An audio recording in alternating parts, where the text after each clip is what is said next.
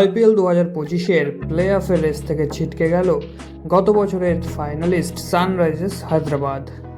Chennai super kings, Rajasthan রয়্যালসের পর এবার সানরাইজার্স হায়দ্রাবাদের কাছেও আর কোনো সুযোগ নেই এবছর প্লে অফে পৌঁছানোর।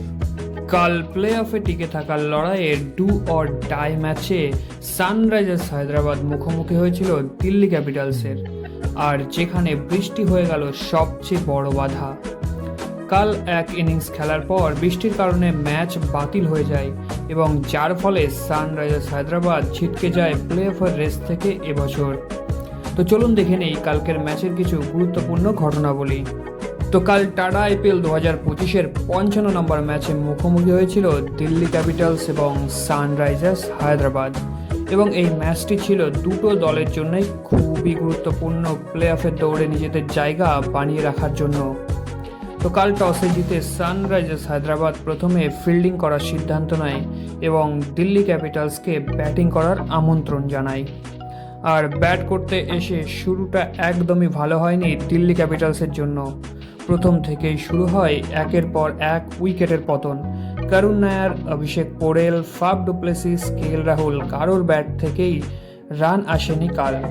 শেষে আশুতোষ শর্মা 26 বলে করেন 41 রান এবং ট্রিস্টন স্টাবসের ব্যাট থেকে আসে 36 বলে 41 রান। আর এই রানের উপর ভর করেই শেষ পর্যন্ত দিল্লি ক্যাপিটালসের স্কোর পৌঁছায় 133 রান 7 উইকেটের বিনিময়ে। কাল সানরাইজার্স হায়দ্রাবাদের ক্যাপ্টেন প্যাট কামিন্সের অনবদ্য বোলিং করেন। প্যাট কামিন্স তুলে নেন 4 ওভারে মাত্র 19 রান দিয়ে 3টি উইকেট। আর এই ম্যাচটি জেতার জন্য সানরাইজার্স হায়দ্রাবাদের কাছে লক্ষ্য ছিল 134 রানের। তবে দ্বিতীয় ইনিংসে আর ব্যাট করতে আসা হয়নি সানরাইজার্স হায়দ্রাবাদের ব্যাটসম্যানদের, কারণ প্রথম ইনিংসের পর থেকেই শুরু হয় মুষলধারে বৃষ্টি এবং শেষ পর্যন্ত বৃষ্টি না থামায় ম্যাচটি বাতিল করা হয় এবং দুটি দলকেই এক এক করে পয়েন্ট ভাগ করে দেওয়া হয়। কিন্তু এই এক পয়েন্ট যথেষ্ট ছিল না সানরাইজার্স হায়দ্রাবাদের জন্য, কারণ প্লে অফের দৌড়ে টিকে থাকতে গেলে তাদের সবকটি ম্যাচই জিততে হতো। আর এই এক পয়েন্টের সাথে সানরাইজার্স হায়দ্রাবাদও বিদায় নিল এবছরের প্লে অফের রেস থেকে।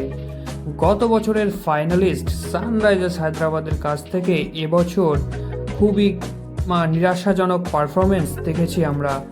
আপনাদের মতে এবছর সানরাইজার্স হায়দ্রাবাদ দলের কোন জায়গায় সবচেয়ে বেশি ভুল ছিল আর কোন কোন জায়গায় তাদের দলের ঠিক করা উচিত? অবশ্যই কমেন্টে জানান আপনার মতামত। আর ভিডিওটি ভালো লাগলে অবশ্যই একটা লাইক, কমেন্ট আর শেয়ার করতে ভুলবেন না। তো চলুন দেখা হবে পরের ভিডিওতে। ততক্ষণ পর্যন্ত ভালো থাকুন, সুস্থ থাকুন।